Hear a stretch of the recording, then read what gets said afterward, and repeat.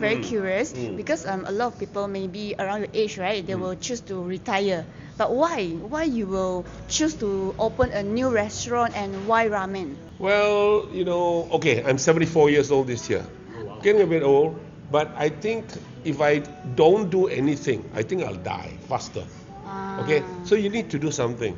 Now, the whole idea about starting a ramen place after going through so many years in F&B, I think close to about 40 years, right? I did Dave's Deli, which is a deli thing, which has gone so many years, like still going on. Then I retired about 10 years ago. I retired and I went to travel around the world and all that, thinking that that's it. So my son, who is a Michelin star, Darren Chin, told me, "Come on, Dad, get it off your ass lah, and then start something so that you can be happy. Do something." After all, I've been retired for a while. So I started that, and it really captured a very big market. People start coming to support us. But unfortunately, after 1 month, COVID happened, you see. And when that happened, we had to realign our thoughts. And what was very challenging for us, especially when I decided to come out, do something, good response, then suddenly everything is shut down. But we managed to sail through. We kept all our staff. And we actually made some money. We actually made a profit out of it. And we had more time to reflect, I suppose. And then when things were lifted and all that, people start coming in and supported us. So this is a little bit of history. After doing that, I realized that I had to do something else. Something that brings back a lot of childhood memories. Like many of us, I was brought up in a very rural place in Punsampa, Pudu, and I was young. My mom used to take me out to eat noodles, old-fashioned noodles. These are in the 1960s. And I've always liked noodles. Even right up to now. My favorite noodles, for example, is Hokkien Mee. Oh. I just love Hokkien Mee. Hokkien Mee, KL Hokkien Mee, not KL Penang Hokkien Mee. And then I thought to myself, maybe it's time for me to go back to my childhood dream. So from a philosophical point of view, this is my Enzo. You see, ENSO. You can shoot that thing there. Enzo. You know what does Enzo mean? Japanese term. Yeah, it's a Japanese term, which means that after 40 years in F&B, this is my Enzo, my completing my circle of cooking, of being involved with F&B. I see. Right? And about 10 years ago, about 15 years ago, I came across ramen when I visited Japan, first time. I was totally sort of like crazy over it. First time, in Osaka. And I actually told myself, look, one of these days I'm going to open a ramen place or ramen shop. Oh. But it has now taken nearly 10, 15 years to come to this point. And what better time to finish my last kopek, the last time I want to do something. And that's why I started a ramen shop, the ramen thing. But before we did that, I'm a person that believes in trying to do something that is very, very authentic, something very, very dear to me, doing a lot of research. So I decided to go to Japan with my son, Brian. So it was not like I want to set up a ramen shop. So let's do Google and then do it. No. So I decided to enroll myself with my sensei in Osaka. And I went for a course. That was about 1.5 years ago. So I went for a course and went for a very intensive course about ramen. Not so much about even making ramen, but to understand ramen culture. So everything we do, we must understand the culture, because everything I think that we do, I always say you must create a foundation. You must understand why you're doing it first, and then from the foundation you build it up, right? So this whole project, Ramen David, took nearly 1.5 years. And about 4 months ago, my sensei said, look, David, come back again for a refresher course. And they say he found a new recipe, you know, how to do oyster ramen. I was then thought, wow, oyster ramen is something different.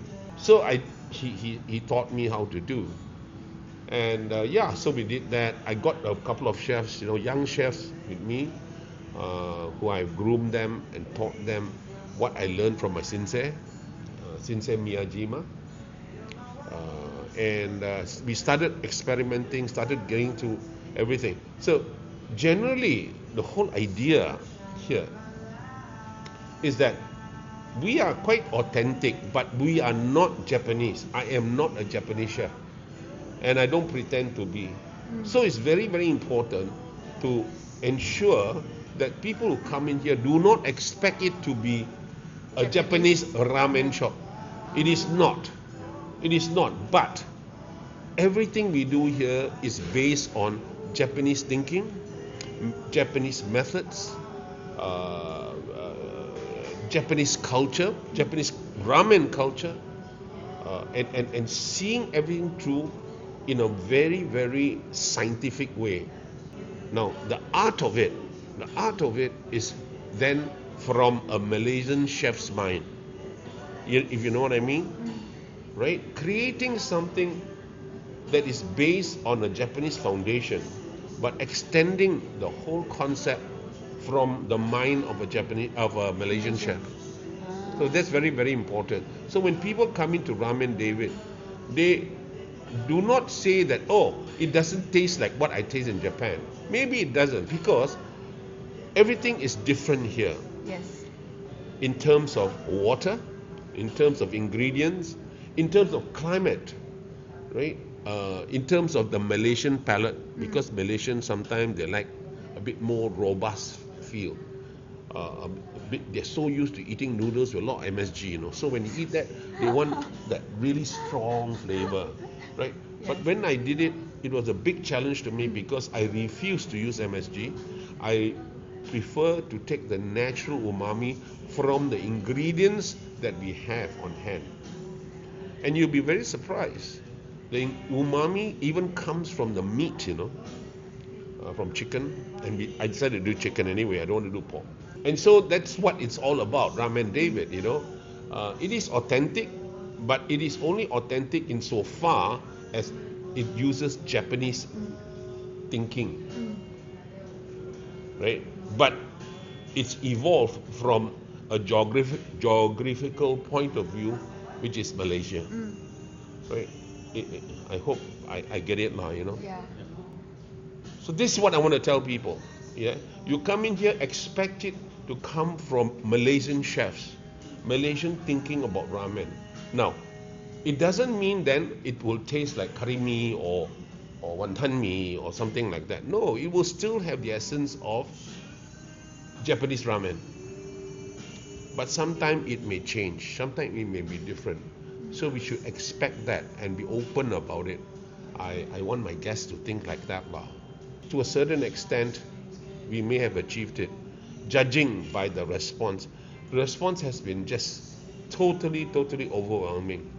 Thanks to people like you who have made it a bit viral. In a very, very short time, you know, over 3 weeks, we got people just lining up and all that sort of thing.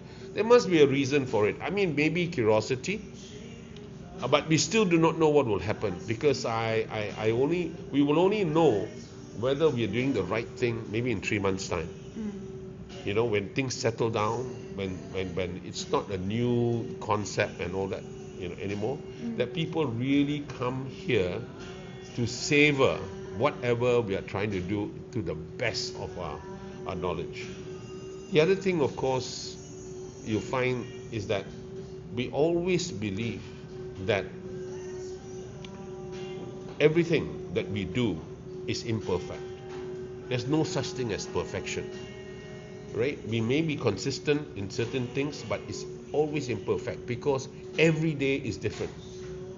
So our target always of one of the elements of ramen culture, which is the broth, is to ensure that the broth is as good as yesterday or better.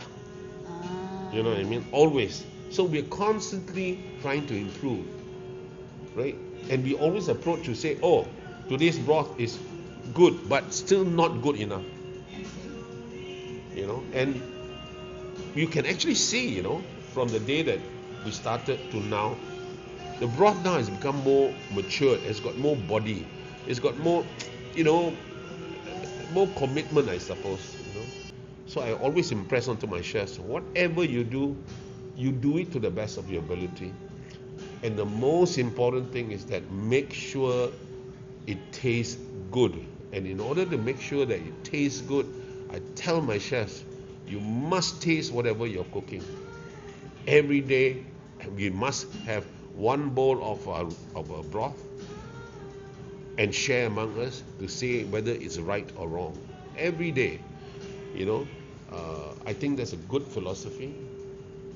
And most importantly, I suppose, by doing that, we are very, very serious of what we are doing. We are very serious of what we are doing. I see. Because some commenter, they might say actually pork is a very important ingredient in ramen. So why you want to create a pork-free ramen? Well, there are actually two reasons. The first reason is that we are of course near Cafe Bistro David. And that's of course a pork-free thing. And we cater for quite a number of Muslims. And I do not want to confuse our guests from Cafe Bistro David that we are pork, and then they will question the. So the challenge at that time was really great. I wanted to stick to chicken. Don't forget when I went to Japan, my teacher, my sensei, actually taught us with pork. I was taught with pork and chicken mixed together. So the taste profile was a bit challenging, you know. Yes, many people expect it, and many people say, oh no pork, then surely it doesn't taste good, you know. Maybe I'm there to prove them wrong, you know, and it's a constant challenge, you know, to ensure whatever we do is good. So other than the chicken, we also use a lot of what we call goikai. Goikai means the broth made from fish bones and other seafood. We use clam and crab, the crab, to bring in some sort of umami to it, or some sort of better taste to it. And it's working. We're also very, very careful what sort of bones we're using. It's not like your yi tao mai fan and all that sort of thing. It's not. Because every broth that we make, you can talk about it if you have time, you know, whether it's chicken or fish, it is made purely from bones. From start, day one is from bones.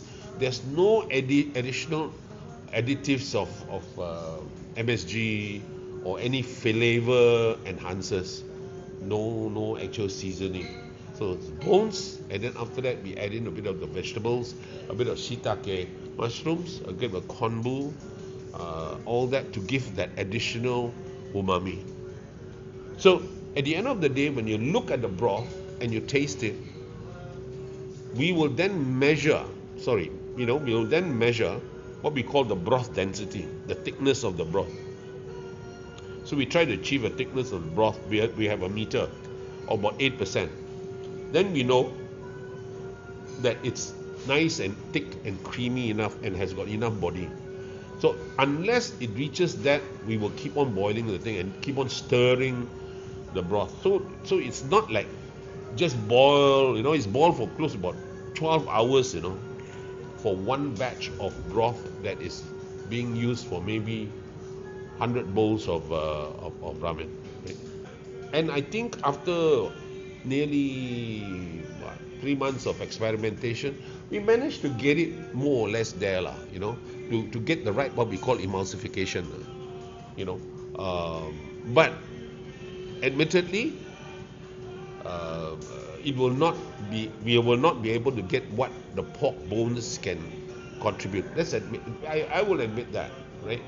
But at least we go up to about maybe 80, 90%, 90% is good. I'm happy with that. It's a challenge. Also, don't forget in Japan, more and more of the ramen shops over there are also offering chicken base. The broth itself is an extraction. So when you extract the broth out from that, it becomes a very healthy bone-based soup lah. You know, like 好似我哋燉湯咁樣啦，係嘛? So when it comes out, it's very healthy, you know, right? Because there's absolutely no additives, no other additional, not even salt. We don't put any of that all. So with the broth, we have the base. Then comes the seasoning. The seasoning is another challenge because it is made from various things like using different types of fish, dried fish, niboshi, and or flying fish, we got tabio, and also different types of katsubushi, and then with shoyu, it must be Japanese shoyu, and within the shoyu basis we have dark shoyu, we have light shoyu, we have clear shoyu, different types of shoyu, and once again no additional flavors, right? And after that we will then combine all of it, make it into the tare, and the tare after making it is then aged for about 2 days so that the flavor is all infused inside, you know. Then we use that as tare, you know. Okay, so these are little elements of Japanese ramen culture. You have your broth, you have your tare, then you have your oil. The oil also is very important. Hyong yao but so some people use fragrant oil. For us, we mix a little bit of chicken oil with a bit of shallot oil, and we also put in a niboshi, which is like our kongi chaya, something like that. So we mix everything up, so it gives the nice flavor that we put into the noodles. Very, very important. This is one of the elements of ramen culture lah. Okay, then you have the tare, then you have the noodles. Noodles, of course, freshly made noodles are available in the market. You can go and buy them. But I didn't want that. I went to Japan, I learned how to make noodles, came here, taught my boys. We have a noodle making machine out there, right? We make all our noodles. All by, I call it house-made, not handmade, because it's a machine. And each noodle has got different characteristics for different types of broth, right? So you have like the chintan, you have the paitan, and then you have the sukumen, right? So different types of noodles have got different, and different types of what we call hydration, that means how much water you use, and so on. Now, when it came to that, we come back to what I said earlier about using Japanese technique, using Japanese methodology, which is all based on that ratios. But I wanted to use local flour. So I was very fortunate enough in this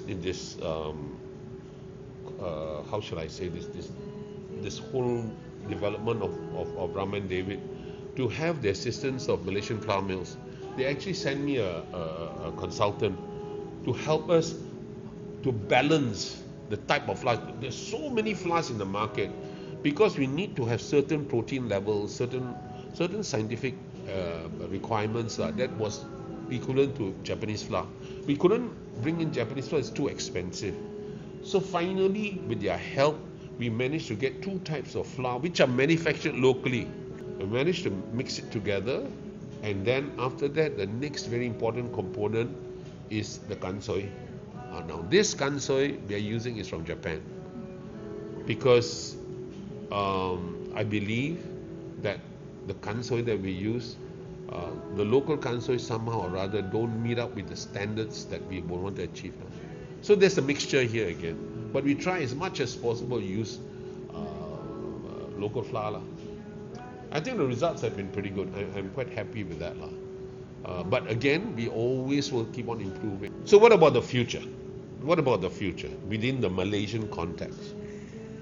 There's so many things that we can do, but we have to be very, very careful how we do it in order to preserve and to appreciate the ramen, what I call the ramen culture.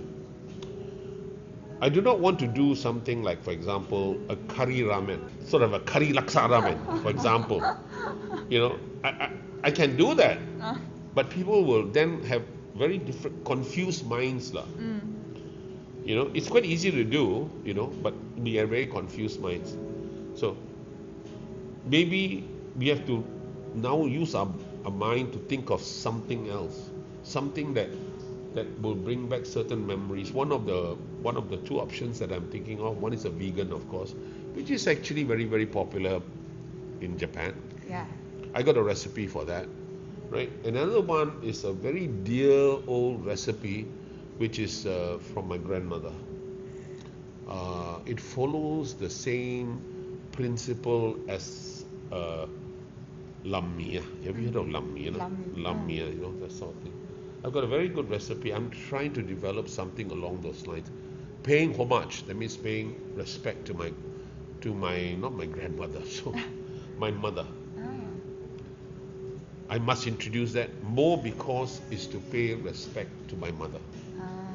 That's the only thing that I'm trying to challenge myself to ensure that I still preserve the ramen culture and yet introduce a little bit of Malaysian touch to it.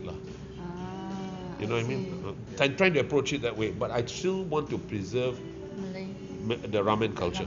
The ramen culture, but with a Malaysian mind. Yeah. I see. Do you have any advice for the younger generation who are also in the F&B industry? Go for it. I mean, go for it. But I've been asked many times about this over the years. My answer to all of them is, if you're prepared to really work very, very hard, then don't. If you're not prepared to do that, don't, because it seems so easy to enter the F&B industry. You think you can cook a little bit.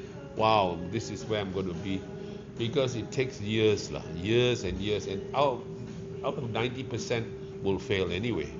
So think about it. It's not that easy. Even for us also, it's not that easy. But it took me nearly 40 years to be where I am now, so that this 40 years becomes the basis of whatever I want to do. People sort of know me, and that has helped in people trusting the brand. But if I were to do it out of the blue, like, for example, I decided to open a ramen shop and it's called Ramen David, nobody would bother about it. It may take a long time.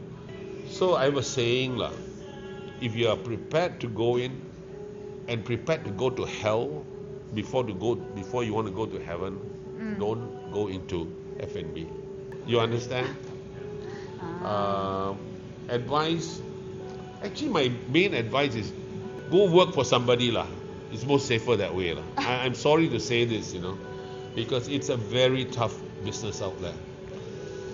Many people have tried and a lot have failed.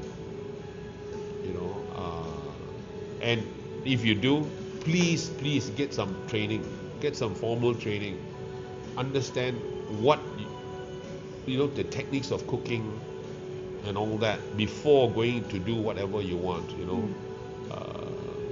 Don't do something like you know how to cook something like nasi lemak or whatever at home, and everybody say, wow, your nasi lemak is very good, you can start opening your own shop.